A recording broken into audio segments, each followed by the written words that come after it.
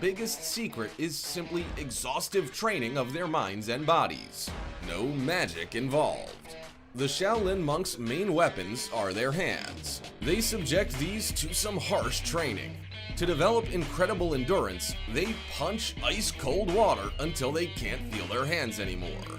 Then they move on to the main exercise and practice punching a bag full of iron fillings. This is one of the most popular Shaolin arts, the iron palm technique. After long and tiring training, the hands become like iron, and breaking bricks with their bare hands is child's play. A person who has mastered this technique can easily drive a nail into a wooden board and then pull it out with just his fingers. Just compare how the same trick is performed by an experienced monk and then a novice tries to repeat his success. But not only do they have iron hands, they can shatter bricks with just 2 of their fingers. From an early age, Shaolin disciples train their fingers by striking a tree with them. See these dents in the tree bark? It wasn't woodpeckers which left them, but monks' fingers during their frequent and exhaustive training exercises. Only after long training do the nerve endings in the fingers die and the fingers become just as hard as a hammer. Not only do these monks' hands possess the ability to punch through anything, their whole bodies become a weapon. All thanks to the iron shirt technique, a method of training one's willpower, breathing, and strength. And it can turn a person's body into pure steel.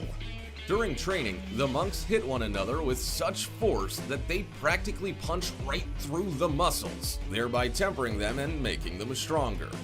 Thanks to this technique, it is practically impossible to strike a damaging blow on a monk. This all goes to show that you don't need to look like a bodybuilder to be strong.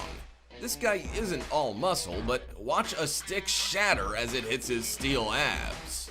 One of the techniques for practicing the iron shirt is lying balanced on spears. This not only makes the monk's body invulnerable to piercing wounds, but it also hones his endurance and his ability to maintain his balance. Training of the head begins with the monks headbutting a wall. They do this daily over many years, and with time, they can easily destroy objects with their heads. I'm not Ironhead. He is, you see? Ironhead. Don't worry, this is just how they train their necks. Yes, even one of the most vulnerable parts of the human body, the throat, is toughened when it comes to these guys. They strike hard objects against their throats until the area becomes so hardened that they stop feeling pain and can withstand any blow. Even the sharpest objects thrust with the greatest force cannot pierce a monk's iron neck. On the contrary, the objects themselves bend at the resistance they meet. But the foundation for all the above-mentioned skills is flexibility. The monks train their flexibility from an early age. Now you will see Shaolin's basic exercise. They not only develop flexibility, they train their muscles all over their body, because maintaining such a position places demands on every single muscle. Once they're older, they can do more than just perform incredible stunts. They can also use that flexibility when striking blows. Balance is an important area for anyone learning the art of Shaolin. Watch as these youngins balance on one leg on logs thrust into the ground with total ease. When training their balance, monks also must perform an exercise where they hold uncomfortable positions with dishes full of water placed on their heads and shoulders. For hours on end, they must maintain their balance in these positions and avoid turning the dishes over. When this already becomes old hat, the saucers are replaced with stones. Good balance always helps in battle, as monks can spend long periods of time in a particular position and they possess unbounded endurance and stamina. In the monkey fighting style, balance is especially important, because the main element here is the stick. A Shaolin master balanced on a single stick must move like a monkey. He must be dexterous, agile, and constantly attack the enemy without ever giving him a chance to strike back. After seeing training like this, it's hard to believe that just anyone could master Kung Fu. But take a look at these bikini beauties. They are being taught by Shaolin masters. You're looking here at a team of goddess lifesavers from a Chinese rafting attraction. To make the team, the girls not only had to show up in bikinis, but also master Shaolin-style fighting. But what would happen if Shaolin monks sparred against fighters from other martial arts styles? Would their years of training help them? Let's find out. Yi Long is one of those Shaolin fighters who put their techniques to work in the ring. He learned these techniques on his own, though he represents the Shaolin monastery in the ring. His record already stands at 61 wins, half of which were knockouts. Not bad for somebody self-taught, right? This man is just 172 centimeters tall and he weighs just 72 kilograms. But all of his fights are without mercy and spectacular to witness. In the final MAS fight, he went against the Korean monster Choi Hong Man, who stands at 219 centimeters tall and weighs 150 kilograms. You might think that the monk stands no chance, but 9 minutes into the fight, Yi Long performs an incredible kick and sends the giant into knockout. Subsequently, the referee even had to console the big guy. Did he burst out crying? This time, the Shaolin monk entered the ring with the legendary Muay Thai fighter Buakaw Pramuk. Buakaw has been called the toughest MMA fighter around, but he was defenseless in front of the invincible Yi Long. Just look with what savagery he deals with his opponent. Now that's what I call a fatality. Next on the Shaolin fighters list was New Zealand MMA fighter Brad Riddle. They met in the ring in China, and right away things did not go according to plan for Brad. Watch as Yi Long blocks a strike with his face. All that iron head training had not been in vain. And you call that a punch? Now this is a punch. This fight might seem unremarkable if you didn't know that Yi Long entered the ring with a high fever, but that didn't stop him from defeating one of the world's best kickboxers, Adrian Grote. He downed his opponent already in the first round. Really, man, he just gave in. The Shaolin fighter had an excellent first fight in the international ring.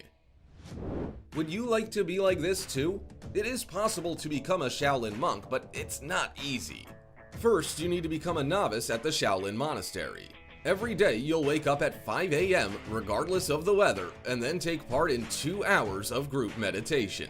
But don't even think about dozing off, because otherwise you'll get whacked with a stick by your supervisor and then have to thank him for the help. Then you'll have to learn a mere 72 Shaolin techniques, including the iron palm and things even tougher still. This is not a gym you visit twice a week. We're talking about whole days, one after another, devoted to training. Now, we'll show you what would await you. Novices must not only learn discipline, they have to move in perfect sync. Did you notice that guy who was out of step with the others? He can expect a good thrashing from his master. The Shaolin monks were dissatisfied with the fact that every man has one extremely vulnerable point. So they invented the iron crotch technique and thereby became impervious to harm. Oh, it's painful just to watch. But it looks like this monk is bored even. Martial arts masters claim that such practice can only do a man good, if you know what I mean. Oops, I guess they were really referring to something else. This unusual weightlifting starts with quite light weights, but eventually monks can even move a car. Maybe someone ought to tell them that they could put this training to work in a different way. But they definitely know how to meditate. Still think that's easy? Then watch as this monk meditates while sitting in hot oil. If you still aren't convinced that these guys possess real superpowers, here's proof. Don't try this at home. But you'd probably want to learn this trick. A monk throws a needle with such force that it breaks through a glass and pops the balloon placed behind it. Just 15 years of training and you too could be the life of any party. After this long preparation, your fingers will be so honed that you master the diamond finger technique. Did you think this was only possible in The Sims? Through hard training, you can learn to stand on 3, 2, or even just 1 finger. Only 10 people in the world are capable of this. Would you like to become the 11th? Yep, the monks are just not interested in doing things the usual way. Why would they if they can run up walls? That's why they love to train on steep cliffs. For them, this is just a route to their morning jog. But sooner or later, they have to get back down. For that, they use a ladder, or they just scamper down on all fours. This skill is known as the slithering snake. As you can probably already guess, these monks' pets are just as remarkable. In the monastery, they don't keep cute little cats, but real tigers. The Shaolin masters literally spoon-feed them and play with them as if they were kittens. These big cats aren't aggressive at all, as they too live according to the Shaolin rhythms. In the morning, they are very active, but towards evening, they turn into lazy little darlings. Perhaps it's worth going through all the trials of Shaolin mastery just to hear a tiger purr.